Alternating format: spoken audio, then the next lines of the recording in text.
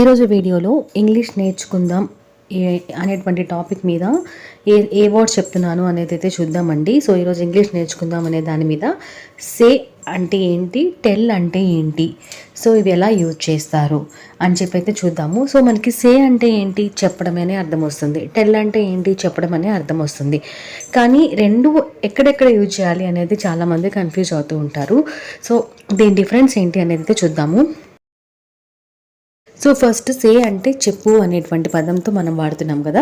So సేని ఎలా use చేస్తారు అని చూసినట్లయితే సేకి వచ్చేసరికి మనం గుర్తుపెట్టుకోవాల్సిన విషయం ఏంటి అంటే సేలో ఆబ్జెక్ట్ అనేది ఉండదు. ఎక్కడైతే ఆబ్జెక్ట్ ఉండదో అక్కడ మనం సే అనేది అని పదాన్ని మనం వాడమండి, అది గుర్తుపెట్టుకోండి.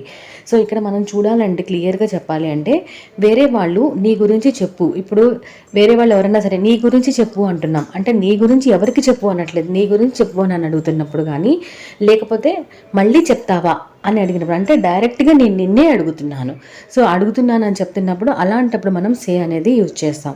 దీనికి నేను ఎగ్జాంపుల్గా ఏం చెప్తానంటే చూడండి, సే యువర్ సెల్ఫ్.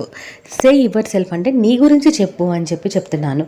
నీ గురించి చెప్పు అని అడిగినప్పుడు ఇంకోటి ఏంటి అంటే కుడ్ యూ సే అగైన్, మళ్ళీ చెప్తావా అని అంటున్నా.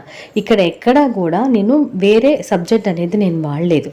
సో అప్పుడు నేను సే నీ గురించి చెప్పు అని డైరెక్ట్గా అడిగాను, అలాగే మళ్ళీ చెప్తామా అని నేను డైరెక్ట్గానే అడిగాను. అంటే వేరే ఇన్ఫర్మేషన్ నేను వేరే వాళ్ళ గురించి నీకు ఇవ్వటం లేదు. అలాంటి సబ్జెక్ట్లో అలాంటప్పుడు ఆబ్జెక్ట్ అనేది ఉండదు కాబట్టి నేను నీకు ఇవ్వట్లేదు అనే ఆబ్జెక్ట్ అనేది ఉండదు, వేరే వాళ్ళ గురించి అనే ఆబ్జెక్ట్ ఉండదు కాబట్టి అలాంటి సిచ్యువేషన్లో మనం సే అనేటువంటి పదాన్ని వాడతాం. So clear.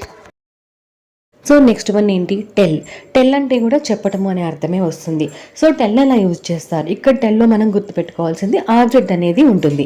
అంటే వేరే వాళ్ళకి ఒక ఇన్ఫర్మేషన్ మనం ఇస్తున్నాం, అలాంటప్పుడు మనకి ఆబ్జెక్ట్ అనేది ఉంటుంది. నేను వేరే వాళ్ళకి ఒక ఇన్ఫర్మేషన్ ఇస్తున్నా, ఇక్కడ నేను అనేది సబ్జెక్టు, వేరే వాళ్ళ గురించి నేను వేరే వాళ్ళకి ఇన్ఫర్మేషన్ ఇస్తున్నాను కాబట్టి వాళ్ళు ఆబ్జెక్ట్ అవుతారు. సో ఇక్కడ మనం వాడేటువంటి పదాలు ఎలా ఉంటాయి అంటే చూడండి, ఒకరు ఇంకొకరికి ఏదో విషయం చెప్తున్నారు అంటే ఒకరు ఇంకొకరికి, ఒకరు అనేది సబ్జెక్ట్ అవుతుంది, ఇంకొకరికి చెప్తున్నాం కాబట్టి ఇన్ఫర్మేషన్ చేరవేస్తున్నారు కాబట్టి వాళ్ళు, సో ఇంకొకరు అనేవాళ్ళు తెలుగులో మనకి ఆబ్జెక్ట్ అనేది అవుతుంది.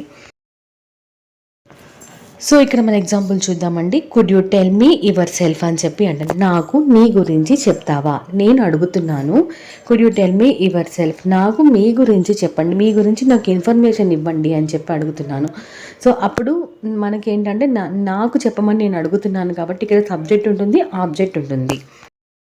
ఇంకొక ఎగ్జాంపుల్ చెప్తాను చూడండి. He told me about you, నాకు అతను చెప్పాడు, ఏమని చెప్పాడు, నీ గురించి చెప్పాడు. ఇక్కడ నేను he told me about you, ఇక్కడ మీకు ఆబ్జెక్ట్ అనేది ఉంటుందండి. సో ఇక్కడ మీరు ఆబ్జెక్ట్ అనేది గెస్ చేసి నాకు చెప్పండి. ఫాలో అవుతూ ఉండండి, ఇలాంటి టెక్నిక్స్ అనేవి వస్తూ ఉంటాయి, వీడియోస్ అనేవి చూస్తూ ఉండండి, ఫాలో అవుతూ ఉండండి, షేర్ చేయండి, లైక్ చేయండి, సపోర్ట్ చేయండి.